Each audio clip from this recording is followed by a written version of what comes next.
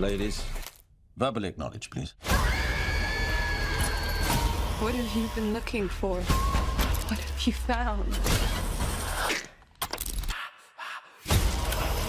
Scary. Hi, I'm Mariana. I'm from CNN Brazil. Nice to meet you. Hi, nice to Hi. meet you.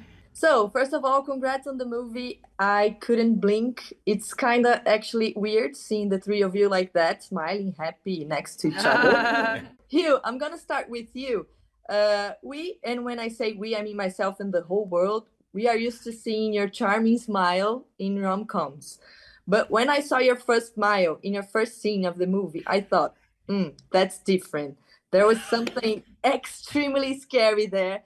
And I read some positive reviews about your work, praising your transformation from leading charming man to villain. And I must say, a still charming villain. How was it for you to incorporate this new challenge? A relief, really, because my romantic comedy persona was always a big lie. I've always been evil and dangerous. And for you, Sophie, Chloe, what was it like filming with Hugh being that scary? How did you keep the mood on set to compensate, let's say, the tension between you on screen? I mean, I was relieved that you let go of your thing right away, not to ruin what you just said. Yeah, what do you think? Yeah, I mean,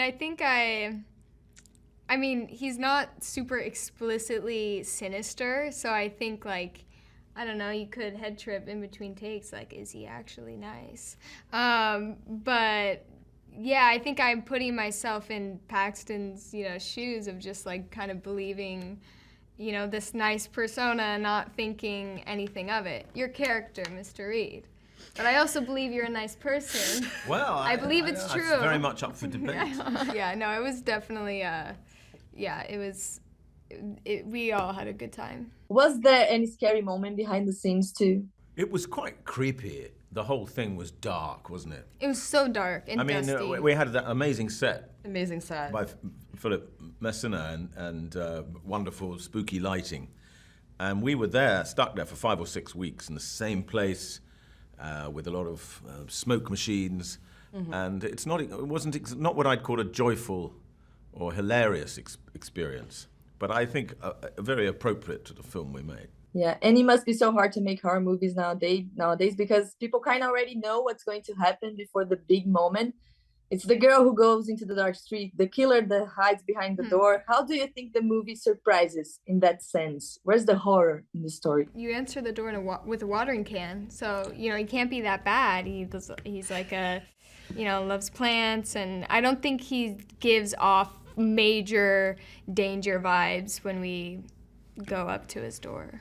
But we also tried to, you're right, break the mold of sort of formulaic horror films. Mm-hmm. This breaks the rules in many ways. It's a lot of dialogue, and it's quite controversial dialogue about religion and faith. It's all set in a few rooms. These are things you wouldn't normally do in any film, let alone a horror film. So what I'm saying is we're fascinating and groundbreaking, revolutionary. Everyone should see the film. Yeah. The movie talks about religion, which is an extremely complex subject. So what message do you hope people take away from this story? I think it's open to anything, and I think specifically the ending is open to interpretation, and I personally love when endings are open to interpretation.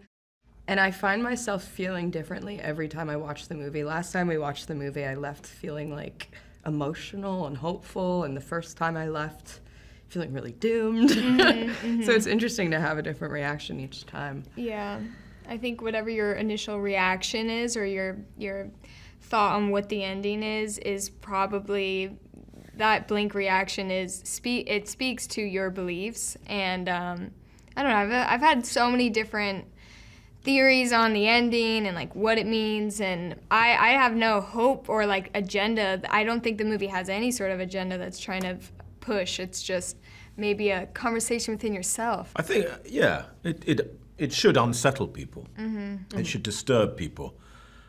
Not just in a sort of horror film way, but in a intellectual way and emotional way.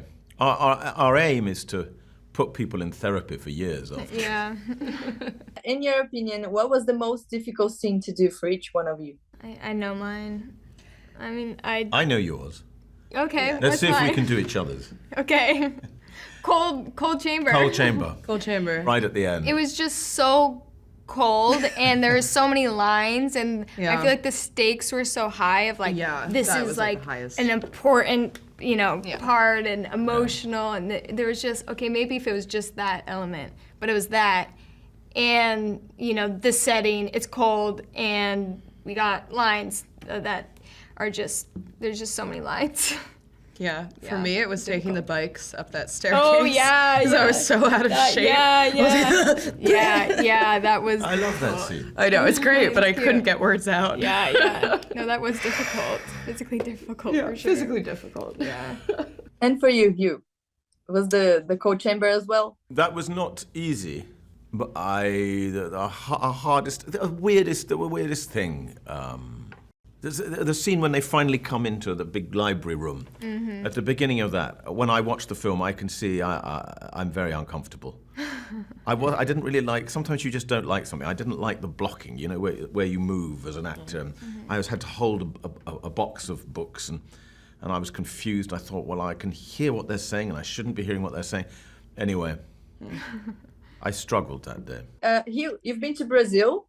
Girls, have you ever been here? No, but I would love to come yeah. and surf and get a tan, for I sure. think I'm going for a Yellow Jackets. Oh, fun. Oh, really? Oh, that's fun. That's Yeah. fun. Yeah, I think the next horror movie could be set in Brazil. Would love to have you guys here. So thank you so much. Bye-bye. For the rest of your lives, there will be before shows and there will be after. Ladies, verbally acknowledge, please.